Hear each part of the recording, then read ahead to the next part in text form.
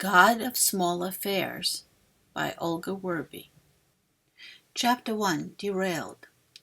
John Ulan. The sharp sound of ripping leather disturbed John's reverie. He looked down with a start. They both did. Ayatal's knee-high black leather boots had split along the inside seam.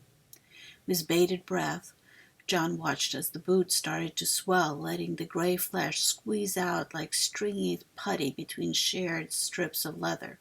He, of course, knew about the metamorphosis, the change, but it had all been very theoretical up till now. He inhaled softly through his nose as not to appear rattled, and then looked up and caught Ayatal's eyes. This was why he was here with her right now, on this journey home. John sat across from Ayatal in a small but private train cabin. She was almost 30 years his senior, but he thought she was still very beautiful. There was a severity to her features, a strong chin, a slight widow's peak, dark, thick hair cut short with a few gray strays, but not too many, full lips and a dark gray eyes, long face and slim figure, very light skin. In short, she was everything he wasn't, except for the eye color. Gray eyes were common among his tribe. There didn't seem to be a trace of Inuit in her, and yet John knew her tribal roots ran far deeper than his own. His own great-great-grandmother was English, she was told, one of those who came to Alaska during the gold rush all those years ago. Ayatal was pure. How bad, she managed to ask. Even under duress, her voice was deep and velvety, a perfect oration organ. It had been beautifully designed by my grandfather. John bent down to examine the boot. In some places, the leather polish was thicker than the remaining leather. Even with extra care and regular repair, 30 years was just too long for city boots. He hoped that they would last all the way to the little village hidden on the shores of Alaska National Coastal Conservation Area, but one didn't always get all that was hoped. John's father had made those boots to last the duration, and now it was John's job to make them endure the last 4,000 miles. Seal fur with a whale hide foundation would have been more durable, but wouldn't have been appropriate for Boston or not for Washington, D.C., and certainly not for in front of the Supreme Court. He lifted Ayatal's legs onto his lap for a closer inspection and grabbed his tools. Pressing the sides of the ripped leather together, he started to carefully wrap the specially made leather tape over and over the boot's perimeter to repair the damage. He felt the pressure ease a bit. The gray flesh, composed of millions of intertwining threads, retreated and resumed the shape of a human leg. The repair wouldn't last long, but perhaps long enough to get home. He pulled the hunting knife to cut the tape and scrape away the frayed edges. "Tickets!" The compartment door slid open, and the conductor stared at John. John looked down at Ayatal's leg, bound in tape, and the long blade in his hand, and backed up at the horrified face of the conductor. Ayatal tried to talk. It came out like strange, wailing moan. She waved to the conductor, but her muscular control was still off, and what would have been a friendly hello turned into spasmodic jerks. She came across as terrifying even to John, and he understood what was going on. "It's not what he started to say. The conductor dropped his pad and whipped a pistol from behind his back. "Stop right there," he ordered. John dropped his knife and tried to straighten out. Ayatal let out a loud howl, more animal than human. It would take some time before she would be able to speak again. Too much of the transformation had been triggered by the ripped boot. "Don't move!" screamed the man. "It's not what it looks like," John tried to explain, but he could guess what it looked like to this uniformed man. A dark-skinned man with a scar above his eye, an old hunting accident, threatening a white woman in a business suit with a big knife after binding her legs together. How could he explain it away? And Ayatal wasn't helping. "Officer," John tried again. "I was just trying to help Miss Blue with her—" He reached for Ayatal's legal case to pull out some documents. A shot rang out. John felt Ayatal twitch and push his body out of the path of the bullet. With horror, he watched a hole in Ayatal's chest start to pulse blood. The conductor dropped his gun, terror twisting his face. John sprung up and pushed the man out of the cabin, shutting the door with a click of the lock. He picked up the gun and hid it in his own waistband in the back, just like the conductor. The gun was still hot. John looked at Ailtal's ashen face. She was losing blood fast. She was his responsibility, his God, his reason for existence, and he owed her his life now, too. He felt sick from panic. She blinked and blinked again, but then her eyes rolled back, closed, and didn't open again. "Akwak, take me!" John grabbed the knife and started to cut the boots off Aital's feet. Cut and pull, cut and pull. It got harder with each incision. Aital's fibrous flesh started to expand and push out again, but the bleeding ebbed and then stopped. Aital only bled in human form, John was told. Remove the boots, remove the humanity. That's how the grandfather shaped her. The whole tribe had worked on finding the right form for these boots. When John was done cutting them off, he stood over the gray twine blob covered in bloody clothing. Well, at least Aital was alive. It was time to get off this train. John pulled down his backpack, his only piece of luggage, and grabbed Aital's briefcase full of documents that solidified the tribe's position on legal ownership of its land and mineral resources. 50 years of work couldn't end just because some white man misunderstood what he saw on the train. Gathering the synthetic blankets that came with their cabin, he wrapped Aital as securely as he could and stuffed the bloodied clothing underneath the seat with her suitcase.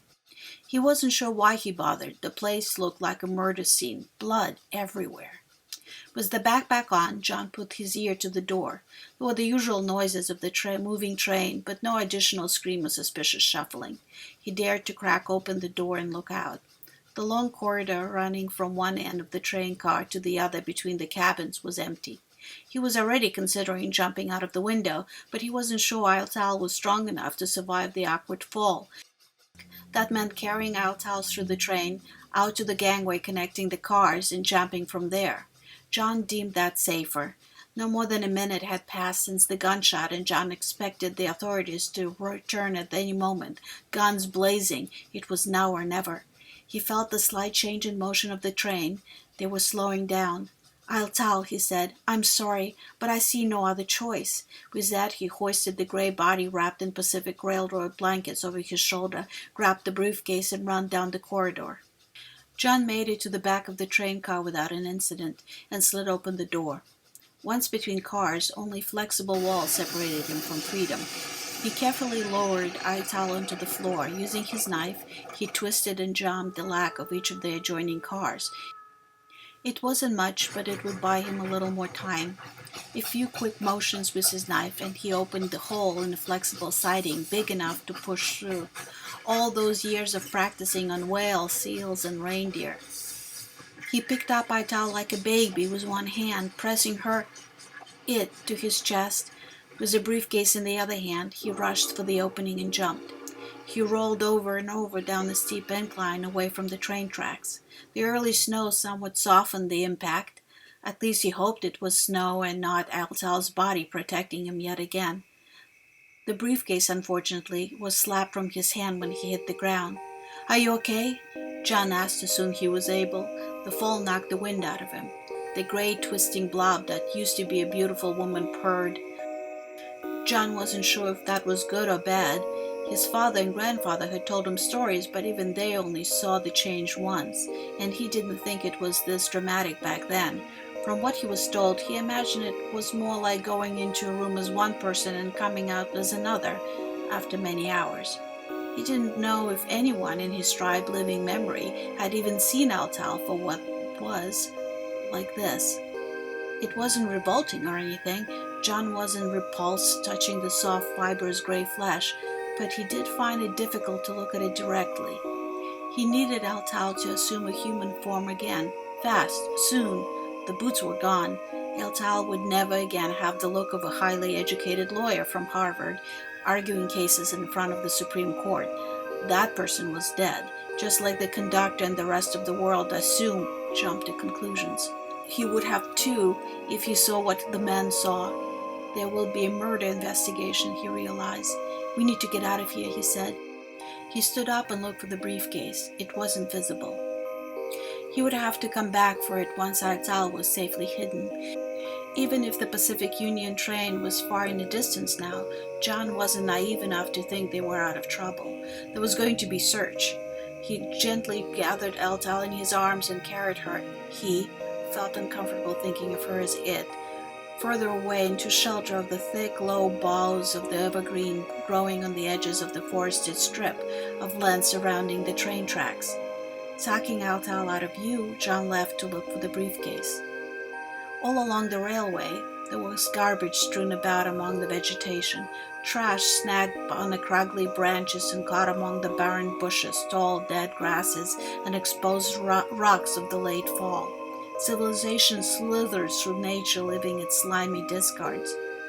John felt disgusted and experienced a strong urge to pick up the crap off the forest floor, but that wasn't what he was here for. He scanned the ground for a briefcase. It couldn't have landed too far from where they hit the ground. It was well made, so unlikely to have opened and spilled its precious contents all over Wisconsin. Or was it Minnesota already? John wasn't sure, but he had a map and a satellite phone in his backpack. Normal smartphones were not very useful out in the far northern country of his people, although all the kids had smart tablets and shared educational materials by linking those directly. Technology had changed his people in the last few decades, but far less than Ital had when she joined their tribe. There might not have been a tribe without Altal. He spotted the brown leather of the briefcase in a ditch off to the side. He rushed over and almost tripped over a kid's Dora the Explorer backpack. It was so covered in mud that John almost didn't recognize their friendly face from his childhood. He bent down and picked it up. Probably fell off the train, he thought. It felt heavy. He took a quick look inside. Girls' clothing, coloring book, and yes, a pair of little pink boots.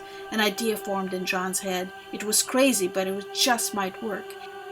He grabbed the muddy briefcase in his other hand and rushed back to Ital. John had never seen the change ritual. It was only a few months old for the most recent one. He had been told about it, of course, but hoped never to have to personally put into practice the legends of his fathers. There were chanting and singing and some drumming, but John believed all that was for his people's benefit and not strictly necessary. He knelt before the gray form that was bundled in ugly blankets and maneuvered the child-sized pink boots under the soft flesh. It almost felt like the gray tendrils burrowed into the earth beneath Altal's body, merging with a network of tubular filaments of mycelia that John knew naturally permeated the ground under the tree.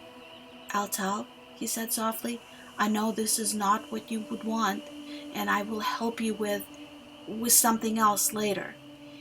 He felt uncomfortable even talking about the change, much less requesting Altal to become a child for him, but he saw no other way. The authorities would be looking for him and a woman, an injured woman, perhaps if he posed as a father of a little girl. "Please." Slowly, oh, very slowly, the thin tendrils snaked their way into the teeny boots. His father told him it took over a week for Altal to become a woman he met. How long will it take now? Back then, his grandfather spent several years designing the person Altal would need to become to win the tribe's case in front of the Supreme Court. Altal knew what was required of her and helped shape that person. But now? How would it work now? John sat and watched and prayed to Akwak that the metamorphosis didn't take too long. He woke up with a start. It was dark and very cold. The moon was out. He could see the light shining through the branches of their tree. A small hand touched his cheek. "John?" The voice was very high. A small child was staring at him from inside the nest of blankets. "Will this work?" "Altal?" It was one thing to know about the change, but to witness the transformation? John was shaken. The child in front of him was no more than 5, perhaps even younger. A skinny little arm was attached to a tiny little hand with miniature fingers. The eyes staring at him were deep blue with just a hint of gray around the edges. A bit of red hair poked from under the dirty cloth. That and all those pink boots. "Will this work?" the child asked again. John forced himself to focus. "Yes, that's very good, Altal." It felt strange complimenting a god. "Thank you." He quickly looked at the child's face and then had to look away. Too strange. "I have some clothing here." He pulled out the Dora the Explorer bag and gave it to Altal. "If you can dress, we should try to get out of here as quickly as possible. They will be looking for us." The child nodded and took the bag. There were some pink tights and a t-shirt with another Dora print on it, and a sweatshirt. The clothing was covered in mud and blooming with spots of mold. Not enough to keep a child warm, John noted to himself. Alta wiggled out of the blankets and started to put on clothing, slipping off one boot at a time. The child was male, John noticed in shock. When done, Alta smiled at him. Ready? Yes, he stammered. Are you cold or anything? I will be, the boy answered, but not yet. It takes time to adjust to the change. Yes, of course. John had no idea what that meant. Can you walk? Only as far as a kid my age can, the boy said, with a smile, a very adult smile. And call me Al. I think it works better for this body, don't you? Al, I can do that. John tried to smile back, but it didn't work. His face refused to make it. So he gathered their meager possessions, rearranged his backpack so he could carry all of the legal documents on his back, and tied the rest into a bundle made from one of the blankets. I'll tell Al, put on the dirty little backpack and tried to bury his briefcase under the many seasons of pine needles and other detritus surrounding the base of their tree hideout. Let me help you with that, John said, and with just a few movements of his wide hands finished the job of concealing the bag. It would be found, of course. The child that was Al Tal watched him cover the now empty briefcase and strip a dead branch to make a stick to tie up their bundle for ease of carrying, a hobo stick. They climbed together from under the tree. John swung the bundle over his shoulder, resting the stick on the strap of his backpack. Al gave him his hand, like a child would, and they walked into the woods away from the tracks. John hoped to find some shelter before the moon set. In this part of the country, they were really never too far from civilization, for better or for worse. A few hours later, John was carrying the sleeping child over his shoulder, wrapped in a blanket like a burrito. He walked on the shoulder of US 12, the highway he located on his map, pegging their position near the town of Wilkins, Wisconsin. It was still dark and there was no traffic, but John was ready to jump into the trees along the side of the road if he spotted any headlights. He was sure there was a manhunt for him, and he didn't want to take any chances. They would need to stop and buy more appropriate clothing for Al. He almost said Al Tal in his head, but stopped himself. That name was too dangerous now, too memorable and too easily connected to current events. How many Inuit lawyers named Al Tal Blue that just won an argument in the highest court of the land were there? She was all over the news last week and would be again now for totally different reasons. John shifted his shoulders and the child gave a soft sigh. Poor kid tried to walk by himself, and only after John pointed out that he was slowing them down did Al allow himself to be carried. She doesn't just mimic the attributes of a person she changes into. She fully inhibits that person, he remembered his father telling him. For good or bad, Al was a little kid now. John wondered if Al remembered all of her. He must, or it just doesn't work. He decided to ask later, the next time it was convenient to have such a conversation. John also needed to let his tribe know what happened. He was wary of using phones, but there was an email account set up that he could use to draft a message in code. Messages from that account were never sent, in order to avoid interception in transit. Someone back home checked the account several times a day and read all of the unsent email drafts. Nothing was ever addressed to anyone, nothing ever moved across the network. Altal had set up the message drop system when the internet came online decades ago. Now the whole tribe used the spycraft stuff. Encryptions, codes, secure passwords, cybercurrency, anonymous accounts. It had all been fun and games until now, but Altal taught them well. Clearly she foresaw it might become necessary someday. He needed papers for Al. There was no way to get over the Canadian border without passports, and the kids didn't look like his son. A shame that. It would have been so much easier if Al was a dark-haired, dark-eyed, dark-skinned little boy. People would ask questions the way Al looked. Perhaps they could use a hair dye and sunglasses. It would work at a distance, but not at the border inspection or during any other interaction with authorities. John felt cold sweat run down his back as he thought of the police arresting him for the murder and taking Al away. They would accuse him of child trafficking too and put Altal in foster care. He needed to stay away from people as much as possible and come up with a good cover story. He could change his appearance somewhat. He could shave his head and grow a beard, perhaps. Would that confuse any face recognition systems? He could use skin lightening creams. He could dye his hair red to match Al's. But then his passport. He was never into cloak and dagger stuff. He was a traditional Inuit artisan, just like his father and his father's father before him. A squat building with white walls and a dark shingled roof surprised John out of the early mist. Wilkins Nightclub, said in giant letters across the entire facade. On one corner of the building there was a sign of fire damage that were patched up and covered with two giant flags, Wisconsin's and Stars and Stripes. John looked around. There were no other structures close by and no cars parked on a gravel-covered parking lot. He dashed into the lot and behind the nightclub. He needed to rest a bit and change his own clothing. All this mud and blood would attract attention. Back on the train, John never got to the point where his and Altal's tickets were actually checked. The conductor never learned their names. Would the conductor remember what they looked like? What he looked like? People were notorious for being lousy eyewitnesses, and he still needed to dispose of Altai's IDs. It would not be good to be found with those. He lowered Al, still wrapped in a Pacific Railroad blanket, onto the back porch. The ground was wet and cold, covered in silvery frost. These blankets have to go too, John mumbled under his breath, which came out as a small silver cloud around his face. Should have left them under the tree for the police to find. But the kid was cold. Quack, so much to do. Al was sleeping peacefully. He looked like a little cherub from one of those greeting cards, and that was a big problem. John actually didn't look like a typical Inuit, those English genes. He was taller than average for his people, just under 6 feet, and his eyes were the unexpected dark gray, not brown.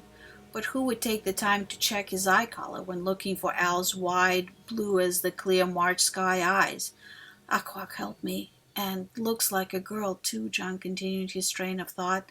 The little white, blue-eyed boy or girl traveling with a guy like him raised eyebrows as well as questions. He needed to get the kid sex-appropriate clothing, something dark and grungy. But those boots, he looked at the shocking patch of pink sticking out from under the drab navy blue blanket. Those had to stay. So more raised eyebrows, more questions. He pulled out Altal's blue wallet and passport. Keep or destroy. As far as John knew, Al would never be able to take on that identity again. If they were discovered with these. John stuffed the papers deep into his backpack and lay it down next to the child, pressing the little body close. The kid was still cold and made pathetic little snorts in his sleep. A child who's not a child. How do I keep him safe? And with that thought, John fell asleep.